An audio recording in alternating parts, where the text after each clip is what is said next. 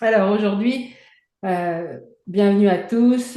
Je vais parler de faire descendre le miraculeux. Alors, nous sommes nombreux, nombreuses à penser que nous sommes au jour d'aujourd'hui à la fin des temps. Et pour s'en convaincre, il suffit de nous plonger dans la parole de Dieu, mais également d'observer l'ensemble des événements qui se produisent, tant sur nos pays, mais également au sein même du corps de Christ. Et donc, vous avez fait certainement le même constat que nous, que mon époux et moi. Le mal ne cesse de croître. Alors, qui constate que le mal ne cesse de croître? Voilà, tout le monde, il semblerait. Certains ne sont pas exprimés. Moi, D'accord. Donc, voilà, nous sommes nombreux à constater que le mal ne cesse de croître. Alors, au commencement de l'Église, la multitude de ceux qui avaient cru n'était qu'un cœur et qu'une âme. On retrouve ça dans Actes chapitre 4, verset 32. Et nous savons qu'il se produisait beaucoup de miracles au milieu d'eux. Alors, qui aimerait vivre ce que vivait l'Église primitive? moi, Voilà. Amen. Et donc, Amen. m'a interpellé une nuit de cette semaine et il a mis sur mon cœur ce verset de Matthieu 24, 12. Parce que le mal ne cessera de croître, l'amour du plus grand nombre se refroidira. Parce que le mal ne cessera de croître, l'amour du plus grand nombre se refroidira. Et c'est l'amour du plus grand nombre se refroidira qui m'a interpellée fortement. Mon époux, le pasteur Claudie, explique dans l'un des cours qu'il dispense au sein du centre de formation biblique EZ37M que le diable ne peut pas se tenir dans la vérité, ne peut pas se tenir dans l'humilité et dans l'amour. Et effectivement, le diable est le père du mensonge. Ce qui l'a fait tomber, c'est l'orgueil et il n'y a pas une once d'amour en lui. En fait, son objectif n'est que de dégorger, détruire, dérober. Et c'est ce qu'il veut faire en chacun de nous, en chacune de nos personnes. 1 Jean chapitre 4, verset 16 nous dit que Dieu est amour et celui qui demeure dans l'amour demeure en Dieu et Dieu en lui. Ça veut dire qu'il nous faut donc demeurer dans l'amour pour demeurer en Dieu et pour que Dieu demeure en nous. Et donc, ce que l'ennemi va essayer de faire, c'est de nous amener sur son terrain, c'est-à-dire le mensonge, l'orgueil, mais aussi le manque d'amour. Et donc, je ne vais pas parler aujourd'hui de l'amour pour notre Seigneur, qui s'est peut-être refroidi. Et ça, je pense que chacun d'entre nous savons si la flamme de notre premier amour brûle encore dans notre Seigneur, dans notre cœur, pardon, pour notre Seigneur.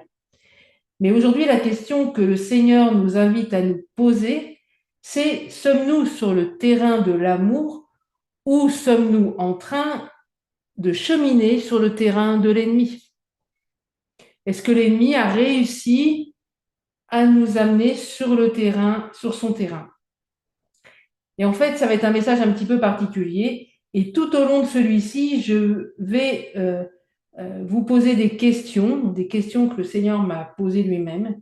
Et je vous invite non pas à me répondre, ça ne me regarde pas, mais à lui répondre à lui, avec honnêteté.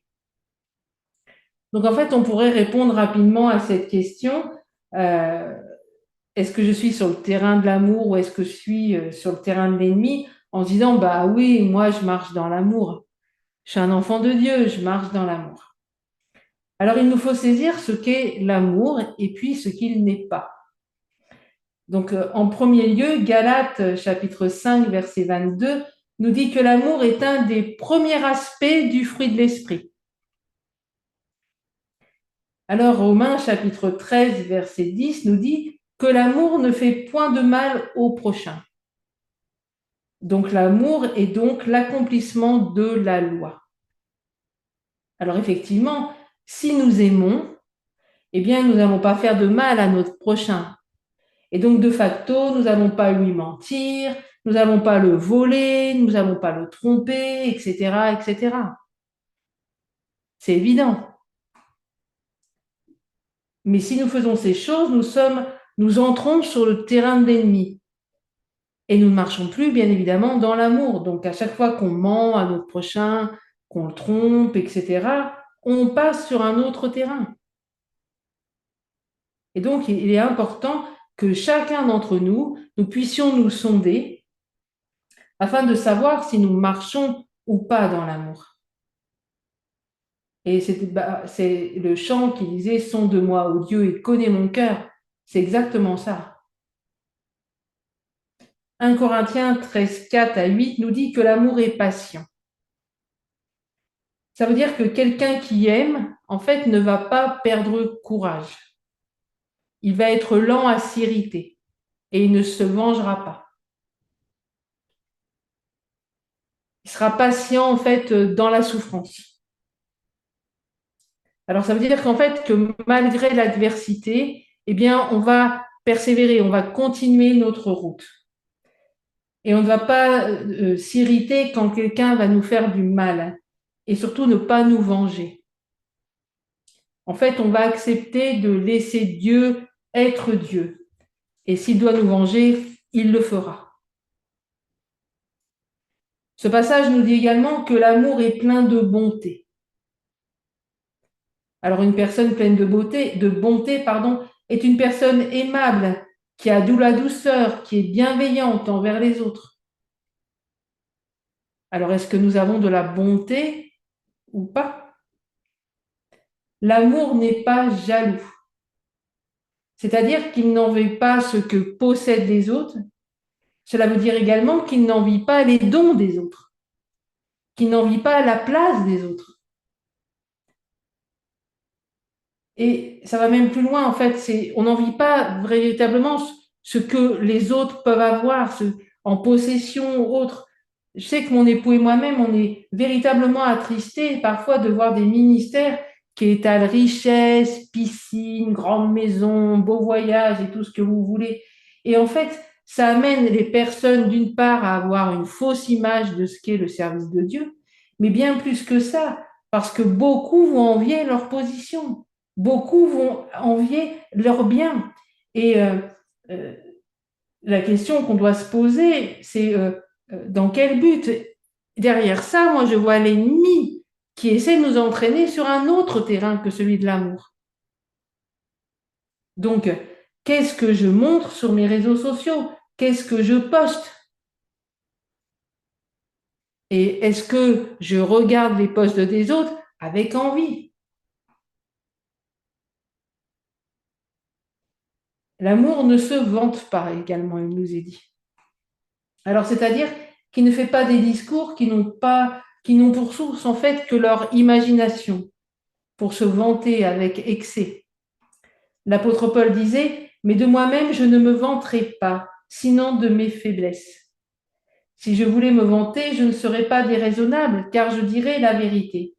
Mais je m'en abstiens afin que personne n'ait à mon sujet une opinion supérieure à ce qu'il voit en moi ou à ce qu'il entend de moi. L'apôtre Paul est un exemple pour nous d'humilité.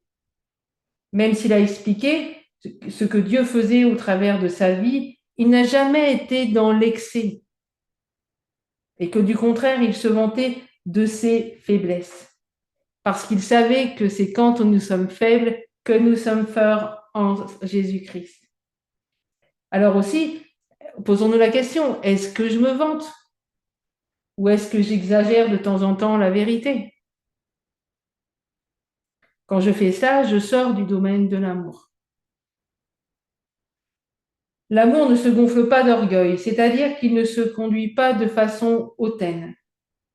Nous sommes parfois prompts à regarder les autres de haut, que cela soit entre chrétiens, mais également,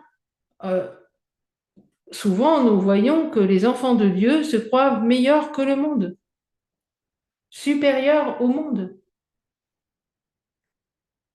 On a l'impression en fait que nous sommes sauvés, mais que ce n'est pas une pure grâce, qu'on y est pour quelque chose. Comme dirait mon époux, bah, pourquoi moi? La parole de Dieu nous invite à ne rien faire par esprit de parti ou par vaine gloire, mais que l'humilité nous fasse regarder les autres comme étant au-dessus de nous-mêmes. On trouve ça dans Philippiens chapitre 2, verset 3. Donc, comment est-ce que je regarde les autres? Que ça soit dans le milieu chrétien, mais que ça soit dans le monde également. Ensuite, l'amour ne fait rien de malhonnête. Alors, qu'est-ce que ça veut dire? Ça veut dire en fait qu'on n'agit pas de façon malséante, peu convenable. En fait, agir ainsi, c'est manquer aux convenances. Qu'est-ce qui n'est pas convenant? Alors, on pourrait penser, je vole pas, je mens pas, etc.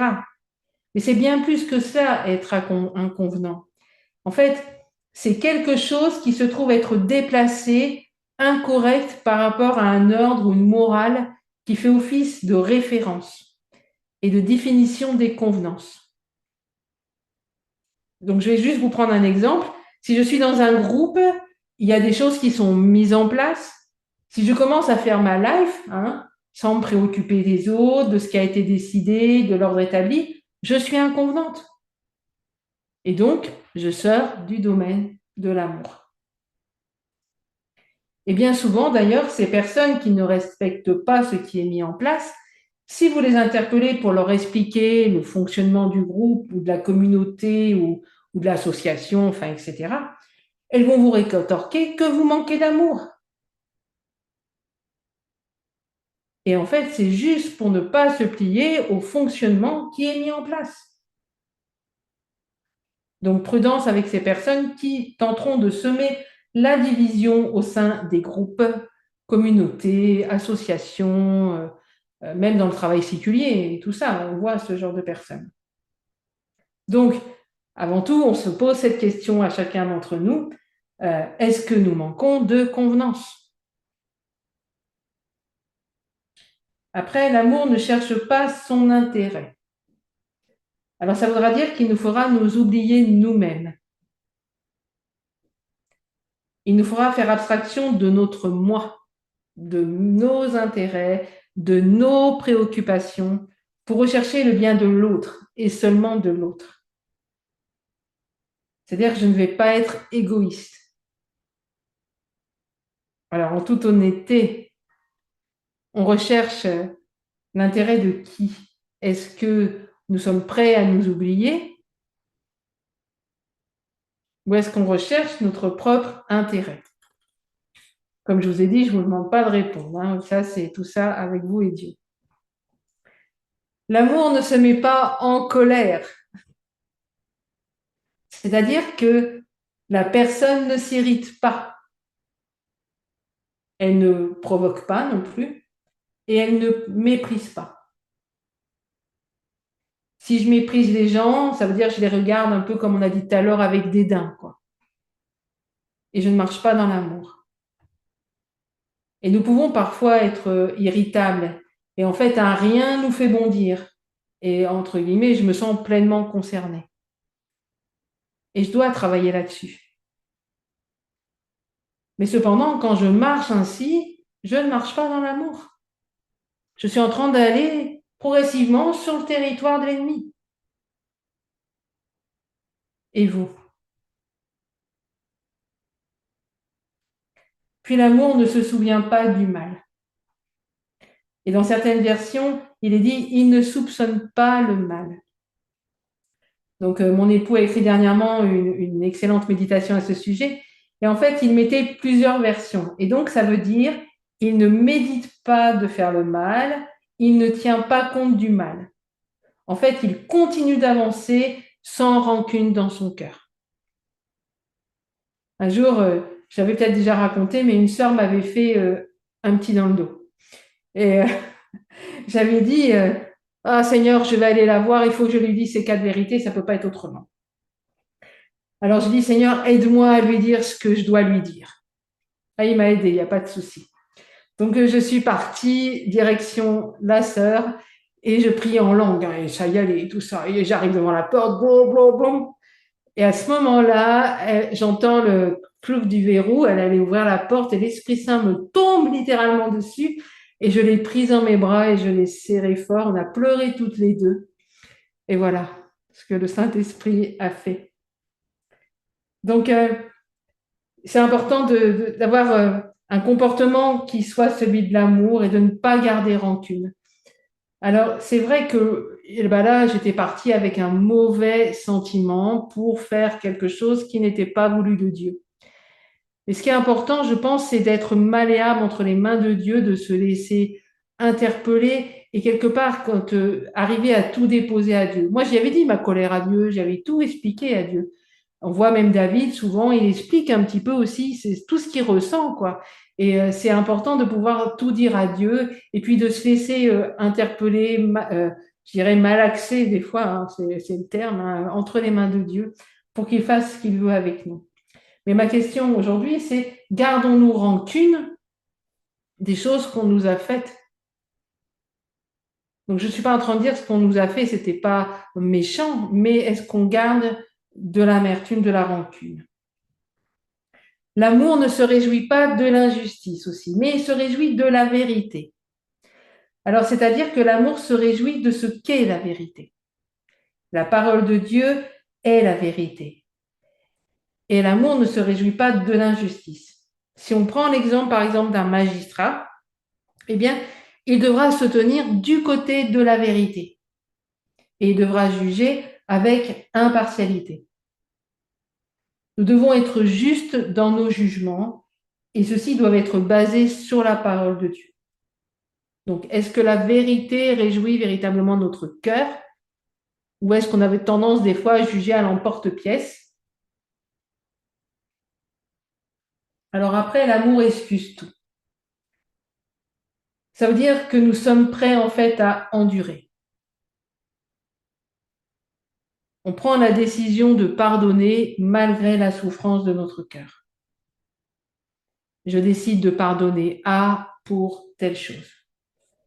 Je prends la décision de pardonner et je rajouterai que je ne mets pas mon mouchoir par-dessus en disant on verra ça dans quelques temps. Le temps ne changera rien, au contraire.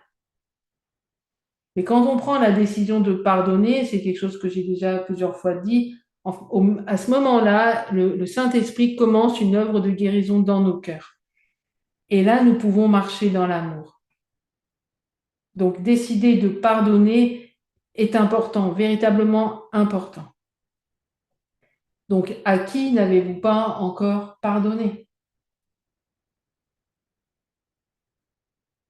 Quand nous prenons la décision de pardonner, d'une part, on rentre dans l'obéissance à Dieu, mais d'autre part, c'est le seul moyen pour sortir de nos prisons aux barreaux invisibles.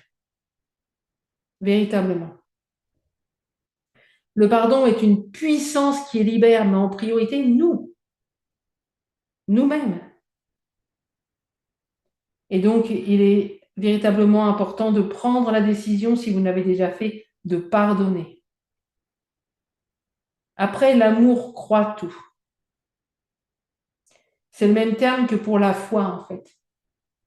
C'est-à-dire que l'amour ne va pas douter de ce que Dieu dit. Il va avoir confiance en son Dieu. En qui croyons-nous? Qui croyons-nous? Est-ce qu'on croit simplement en l'existence de Dieu ou est-ce qu'on croit en ce que dit Dieu?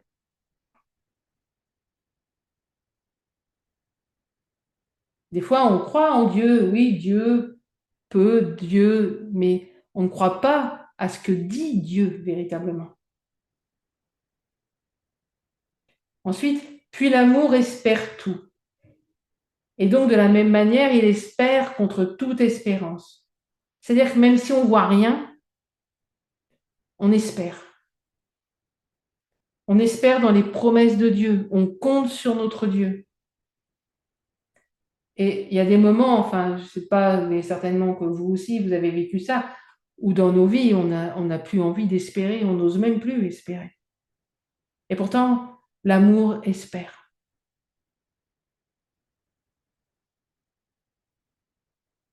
Aujourd'hui, c'est comme si Dieu te disait, espère encore. Ne sors pas du domaine de l'amour, mais espère encore. L'amour supporte tout. Alors, c'est-à-dire que dans les épreuves, il va maintenir sa foi en Christ. Il va traverser, il va persévérer dans les bons et dans les mauvais jours. Même si nous traversons des vallées sombres, Dieu nous dit aujourd'hui, persévère. Persévère, ne t'arrête pas.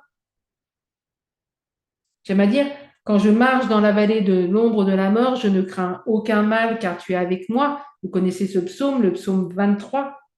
Mais c'est-à-dire que quand je traverse la vallée de l'ombre, eh bien, je ne m'arrête pas, je ne fais que la traverser. Je marche, je suis en mouvement, je passe. Et je supporte. Pourquoi? Parce que Dieu est avec moi. Amen. Et de la même manière, si vous êtes en train de traverser une vallée sombre, Dieu est avec vous. Et l'amour ne disparaîtra jamais. En fait, tout disparaîtra. Les prophéties, les langues, la connaissance, tout disparaîtra, mais l'amour demeurera jusque dans l'éternité. Amen. C'est merveilleux. Alors, il peut nous arriver également d'avoir des comportements que nous croyons ancrés dans l'amour alors qu'ils ne le sont pas. Et peut-être que ce bref récapitulatif que je viens de faire là nous a montré les uns les autres que nous ne marchions peut-être pas pleinement dans l'amour comme nous pensions le faire. Et donc de nous tromper nous-mêmes. Et donc, comme il a été dit au début, il est important de se laisser sonder par le Seigneur pour voir si nous marchons toujours ou pas dans l'amour. Alors, je vais voir aussi d'autres choses un petit peu parce que ça serait un peu dommage de s'arrêter là. Donc, le net, c'est un bon instrument. Mais cependant, je dirais, il suffit de regarder la toile pour nous rendre compte combien l'amour du plus grand nombre s'est refroidi. C'est vraiment une sorte d'indicateur. Je vais vous donner quelques exemples et puis vous allez saisir. Vous avez des personnes, par exemple, qui, sous couvert prophétique, en disant, se targuant de la vérité, eh bien, vont commencer à dénoncer tout un tas de personnes sur la toile, en ridiculisant, en se moquant, etc. Alors, est-ce marcher dans l'amour ou si ce n'est l'amour des likes et du scandale? On entendait dernièrement, mon époux et moi, une vidéo d'un homme qui vociférait littéralement contre les pasteurs en disant qu'ils étaient tous des porcs, qu'il leur faisait injonction en hurlant de se repentir. Ça nous a profondément attristés, car leur propre attitude demanderait à ce qu'il y ait repentance. Et cela n'est pas marcher dans l'amour que de faire cela, d'agir ainsi. Vous avez également des personnes qui quittent votre vie ou qui quittent votre travail séculier ou même votre ministère ou qui quittent votre groupe, enfin peu importe, et qui, malgré le fait qu'elle vous ait quitté, essaient de trouver toujours quelque chose à vous reprocher, quelque chose pour vous salir, pour vous démolir ou démolir votre ministère. Et tout ça, bien sûr, pour l'amour de la vérité, là encore, et pour justifier également leur comportement empreint de méchanceté. Vous avez également des personnes qui sont toujours en train de parler de Jésus à tout le monde. Jésus par-ci, Jésus par-là. Cependant, dans leur propre famille, elles sont imbuvables. Dans leur communauté, elles ne font cas de personne. Et de la même manière, certains vont aller donner à manger aux voisins machin, des couvertures pour ci, des machins pour là. Elles s'occupent de tout le monde, mais la personne qui est sur leur chaise d'à côté dans la communauté, elles n'en font pas qu'un. Dans la première église, il est marqué qu'il n'y avait aucun indigent au milieu d'eux. Il n'est pas dit dans les rues, même si certainement il y avait des indigents dans les rues. Alors comprenez bien, ne dites pas ce que je n'ai pas dit. Je n'ai pas dit qu'il ne fallait pas aider les gens du dehors. Mais je pense qu'en premier lieu, nous devons aider, visiter, encourager ceux du dedans. Et à un moment donné, Dieu nous conduira également vers les gens du dehors. De plus, en toute honnêteté, avouez qu'il est plus facile d'aimer les gens qu'on ne connaît pas que des gens dont on commence à comprendre quels sont les manquements. Non? Pour l'évangélisation, c'est la même chose. Jeune converti, en fait, je disais aux gens ce que Jésus avait fait dans ma vie. Et alors, jusque-là, tout allait bien, quoi. Et puis, je leur disais que s'ils voulaient connaître Jésus, il fallait qu'ils me rejoignent dans ma communauté. Et peu ont fait une démarche vers Jésus, et je priais, et peu aussi rejoignaient ma communauté. Et puis Dieu m'a parlé. Puis il m'a dit, qui annonces-tu? J'ai dit, toi, Seigneur.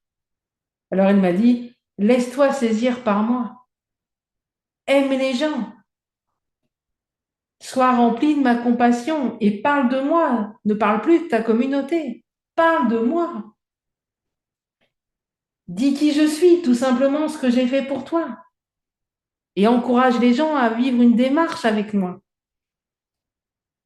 Et bien sûr, je leur ai dit après aux personnes, j'ai fait ce que Jésus m'a dit, et je disais que vous pouvez rejoindre, si vous le souhaitez, une communauté dans la ville de votre choix. Sur l'annuaire, il y a toutes les adresses des communautés. C'est ce que j'ai fait. Et j'ai vu beaucoup de gens qui ont fait une démarche vers Jésus. Et en plus, ils m'ont suivi dans la communauté. Donc, laissons-nous saisir par le Seigneur. Aimons les gens qui nous entourent et nous verrons les personnes venir à Christ. Alors, tous ces comportements, ne sont pas toujours inspirés de Dieu. Et l'ennemi veut nous amener progressivement sur son terrain. Le terrain aussi de la colère, de l'amertume, de la rancune, de l'orgueil et parfois même de la haine. D'autres comportements non exhaustifs aussi peuvent nous faire croire que nous sommes pleins d'amour. Par exemple, des parents qui laissent faire tout à leurs enfants sous prétexte de l'amour. Ce n'est pas aimer ses enfants que de ne pas leur mettre des limites et de tout accepter. La parole de Dieu nous dit dans Apocalypse 3, 19 que le Père châtie et reprend ceux qu'il aime. Est-ce qu'on devrait être autrement, faire autrement? Un autre comportement, en fait, des fois, on accepte plein de situations et d'abus sous prétexte d'aimer. Et je faisais partie de ces personnes. J'osais jamais dire non, j'osais jamais dire stop, parce qu'il fallait marcher dans l'amour. Et c'est le Seigneur lui-même, je peux vous assurer, qui à un moment donné m'a dit, tu dis stop. Tu dois dire stop. Tu dois te positionner. Et nous, on croit qu'on doit dire tout, amen à tout, parce qu'on doit marcher dans l'amour. Marcher dans l'amour, c'est pas ça. De la même manière, il y a des personnes qui savent que vous êtes enfant de Dieu, qui savent que vous êtes chrétien, et en fait, elles vont venir vers vous pour avoir de l'argent. Une fois, deux fois, peut-être trois fois. Et donc, si vous décidez à un moment donné de ne pas leur donner, elles diront que si vous êtes vraiment des enfants de Dieu, vous devrez marcher dans l'amour et la compassion. J'en vois qui sourient, là, ils connaissent ça. Mais parfois, aimer quelqu'un sera lui accorder l'aide financière dont elle a besoin. Parfois, aimer quelqu'un sera lui refuser l'aide financière dont elle a besoin. Et je pense que dans ce domaine, Eh bien, il est important que les enfants de Dieu aient en premier lieu du discernement, mais aussi du bon sens. Être rempli d'amour ne signifie pas que vous êtes devenu un distributeur automatique.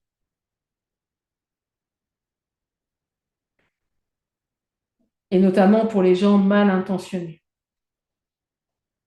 Donc, il est parfois rétorqué, mais je fais ce que Dieu me demande et leur comportement, ils devront le régler avec Dieu. Ce n'est pas mon problème. Alors, je ne suis pas tout à fait d'accord avec ça. Parce que, à moins d'être Crésus, d'être comme Crésus, eh bien, si je donne à une personne à qui je ne devais pas donner, quand la personne à qui je dois donner va arriver, je ne serai pas en capacité de lui donner. Et donc, je pense qu'il est important de bien discerner la situation pour pouvoir donner à la bonne personne.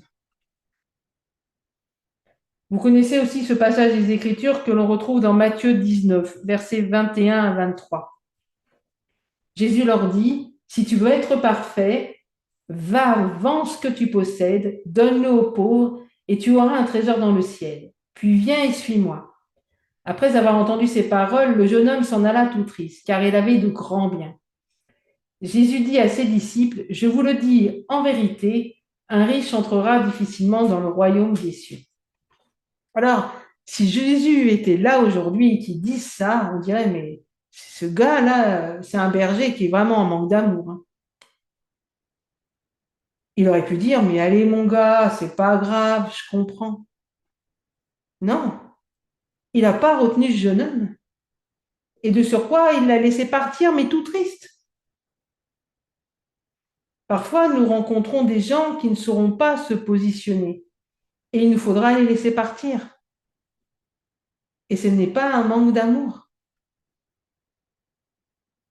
Colossiens chapitre 3, verset 13 nous dit également, vous en avez aujourd'hui des passages, supportez-vous les uns les autres et si l'un a sujet de se plaindre de l'autre, pardonnez-vous réciproquement, de même que Christ vous a pardonné, pardonnez-vous aussi.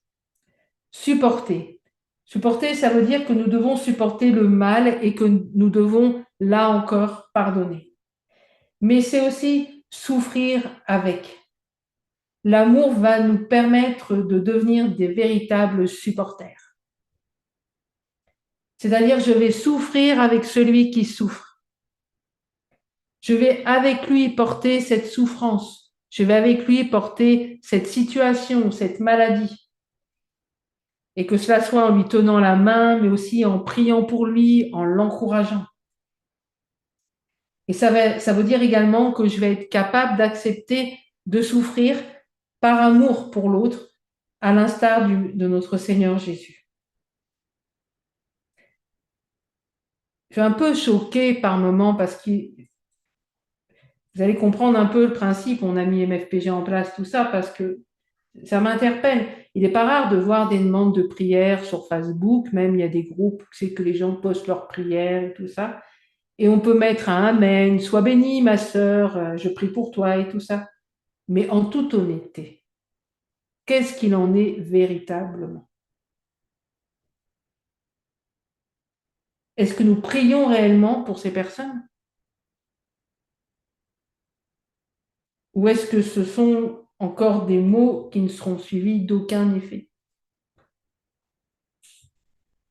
Nous devons nous porter les uns les autres, souffrir avec celui qui souffre.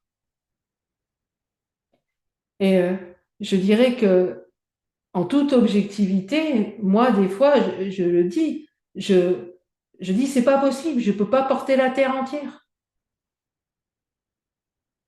Des fois, on a l'impression qu'il faudrait prier pour tout le monde, n'importe quand et tout le temps. C'est pas possible.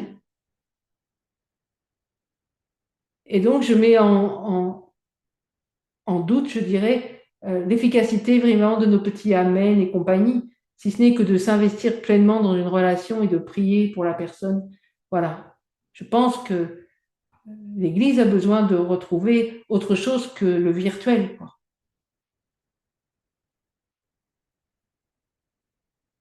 Donc, nous devons nous porter les uns les autres. Et c'est ça, souffrir avec l'un, souffrir avec l'autre. Après, eh bien, à force de recevoir des coups de part et d'autre, des fois, on se blinde. On dit, moi, voilà, je veux plus souffrir, quoi, j'en peux plus, moi, hein. J'en ai trop pris, quoi. Et on se blinde. Cependant, notre cœur, progressivement, eh bien, devient un cœur de pierre et non un cœur de chair. Il n'y a plus grand-chose qui passe, même pas l'amour de Dieu. Et le Seigneur veut véritablement mettre en nous un cœur de chair et enlever notre cœur de pierre. D'autres fois, à force de souffrance, de rejet, de méchanceté de certaines personnes qui sont en fait toujours en train de vous chercher des poux, quoi, nous pouvons laisser pousser en nos cœurs des racines d'amertume. La parole de Dieu nous met en garde à ce sujet. Elle nous dit dans Hébreux 12:15, veillez à ce que nul ne se prive de la grâce de Dieu, à ce qu'aucune racine d'amertume poussant des rejetons ne produise du trouble et que plusieurs n'en soient infectés. Ça veut donc dire que si je garde de l'amertume dans mon cœur, je vais me priver de la grâce de Dieu et donc de sa guérison, de sa restauration, mais qu'en plus je vais infecter celles et ceux qui m'entourent. Mon conjoint, mes enfants, mon groupe, ma communauté, etc. La parole nous dit également dans Proverbes chapitre 4, verset 23, garde ton cœur plus que toute autre chose. Plus que toute autre chose. Car de lui viennent les sources de la vie. Il nous faut garder nos cœurs afin que ceux-ci ne s'endurcissent pas et qu'aucune racine d'amertume demeure. David a été un homme humilié, rejeté, et il disait à Dieu, crée en moi un cœur pur, on revient à ce chant, et un esprit bien disposé. Il savait en fait qu'il ne pouvait pas avoir un cœur pur s'il gardait, si ce n'est qu'une once d'amertume. C'était pas possible. Et comme je le disais tout à l'heure, être rempli de l'amour de Dieu est véritablement une œuvre du Saint-Esprit. Mais nous devons disposer nos cœurs à cela. Et pour cela, il y a tout un tas de recommandations dans la parole de Dieu et il est important d'y obéir, d'être à l'écoute de Dieu et de renoncer à la colère, à l'amertume, au fait de ne pas pardonner pour accueillir pleinement l'amour de Dieu et la manifester aux autres.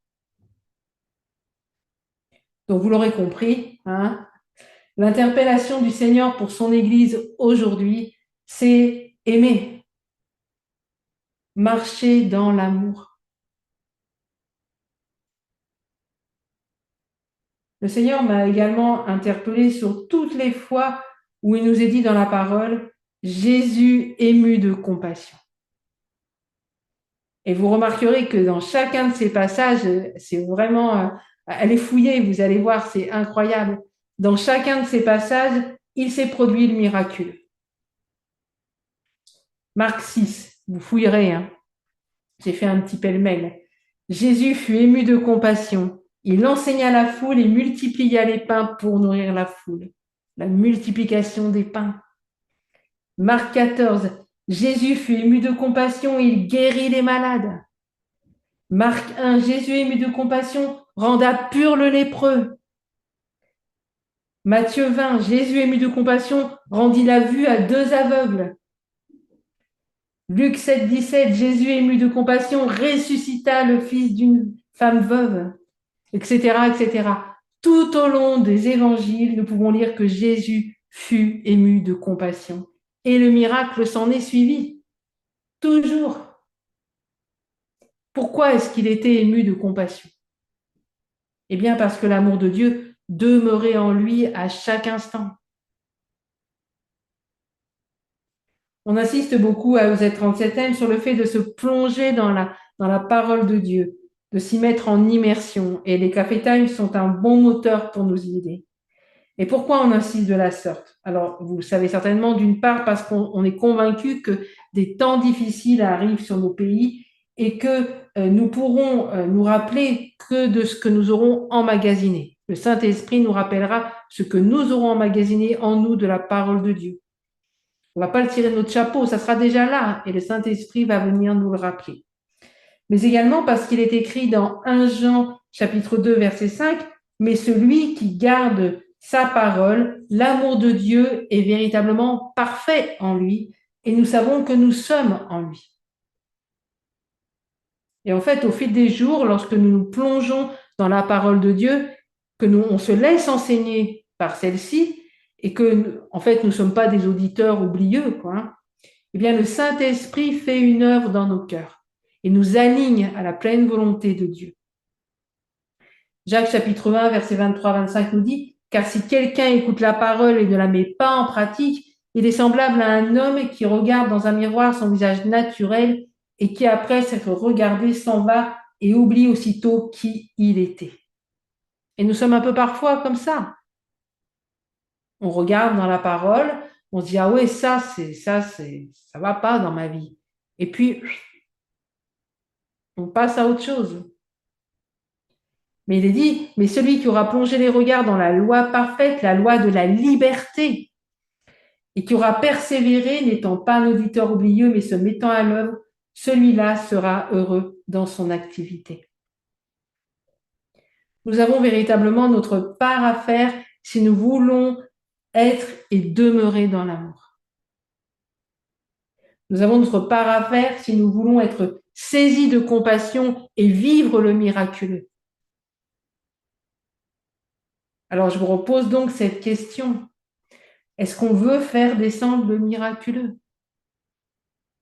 Voir les malades guéris, voir les vies restaurées, les gens libérés. Pendant cette même nuit où j'ai eu une grande discussion avec le Seigneur, il m'a également rappelé un passage des Écritures.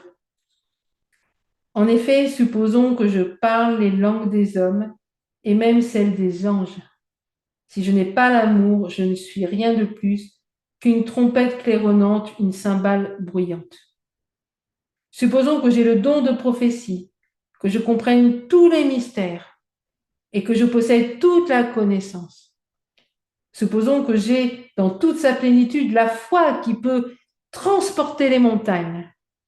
Si je n'ai pas l'amour, je ne suis rien. Si même je sacrifiais tous mes biens et jusqu'à ma vie pour aider les autres, au point de pouvoir m'en vanter, si je n'ai pas l'amour, cela ne sert de rien. 1 Corinthiens 1,4, ça débute. Ça veut donc dire que je beau manifester tous les dons, peu importe le don que j'ai, si je le manifeste en dehors de l'amour, ça ne sert à rien, absolument à rien. Je suis qu'une cymbale qui résonne pour Dieu. C'est grave. Je suis rien de plus. Et l'ennemi de nos âmes le sait. C'est pour ça qu'il veut nous amener toujours sur son terrain, afin que nous devenions une cymbale qui résonne. Alors allons-nous l'écouter ou allons-nous lui résister? Ce message que je vous apporte, le Seigneur me l'a donné en premier lieu à moi, parce qu'en premier lieu, il me concernait. En général, c'est comme ça que ça se passe avec moi. Et il m'a dit, maintenant tu le donnes. Donc il y a des moments où je ne marche pas dans l'amour et ça doit s'arrêter. Et peut-être qu'il y a des moments où vous ne marchez pas dans l'amour. Ça doit s'arrêter. Et le Seigneur m'a ramené aussi dans quelque chose que j'ai vécu. En fait, j'avais partagé la vision de Z37M avec plusieurs pasteurs, dont un avait fortement été interpellé par Dieu. Et à la suite de ça, il m'avait demandé de l'accompagner à une rencontre à laquelle il partagerait la vision. Il voulait que je sois là, présente, pour l'entendre partager la vision. Et donc, je l'ai accompagné, il a porté son message. Et à la fin de celui-ci, j'ai été littéralement submergée par l'amour de Dieu. C'était incroyable, j'étais envahie de l'amour de Dieu. C'était waouh, incroyable, merveilleux. Enfin, j'ai pas de mots pour décrire ce que j'ai vécu. Mais ce qui est encore plus surprenant, c'est à ma grande surprise, toutes les personnes qui assistaient à la rencontre, alors, ont commencé à s'approcher de moi, mais sans que je fasse rien, j'exprimais rien. Et dedans, il y avait des jeunes, il y avait des personnes âgées, il y avait des madames très chic, très bon, chic, bon genre et tout ça. Et toutes s'approchaient de moi et au moment où elles arrivaient vers moi, elles se jetaient dans mes bras, elles se mettaient à pleurer. Et elles vivaient quelque chose, et je ne sais pas ce qu'elles vivaient, mais elles vivaient une forme de restauration, de guérison. Il se passait quelque chose. Et c'était véritablement, enfin, je dirais, incroyable.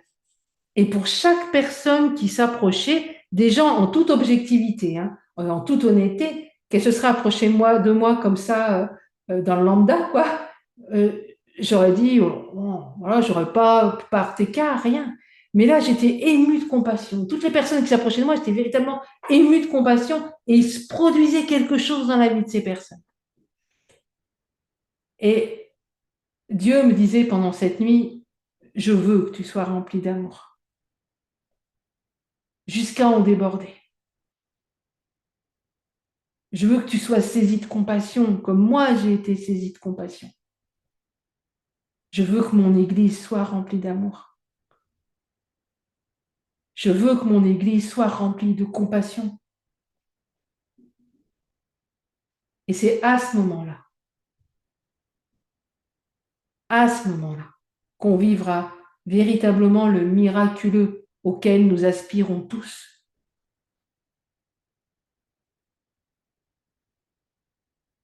Nous voulons que les gens du dehors voient Jésus au travers de nous. Aimons-nous les uns les autres. Jean chapitre 4, verset 7 nous dit, « Je vous donne un commandement nouveau. Aimez-vous les uns les autres comme je vous ai aimé. Vous aussi aimez-vous les uns les autres.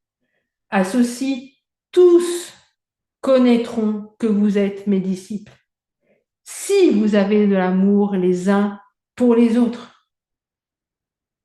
Tous connaîtront. Nous voulons que le monde croie en Jésus. Jean 17, 21. Ce n'est pas pour eux seulement que je prie, mais encore pour ceux qui croiront en moi par leur parole, afin que tous soient un, comme toi, Père, tu es en moi, et comme je suis en toi, afin qu'eux aussi soient un en nous, pour que le monde croie que tu m'as envoyé.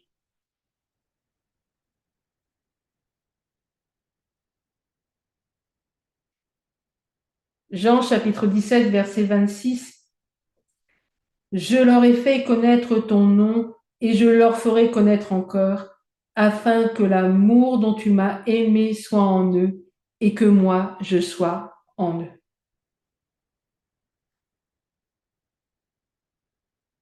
Est-ce qu'on demeure dans l'amour véritablement?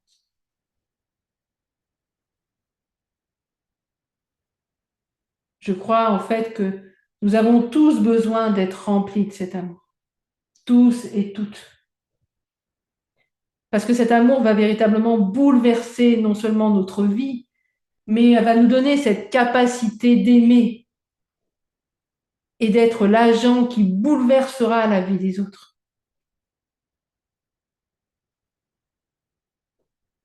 Voilà, je vous ai fait ce partage. Je crois véritablement que c'est un message de la part de Dieu pour son Église. Il veut qu'on retrouve cela. Et si nos cœurs deviennent disposés à entendre ce qu'il nous dit, il va nous donner cette capacité qui vient que de lui, bien évidemment. Mais déjà, nous devons déblayer nos cœurs de toutes ces choses qui nous ont amenés sur le terrain de l'ennemi. Voilà, merci de m'avoir écouté. Je vous propose maintenant qu'on ait un temps de prière.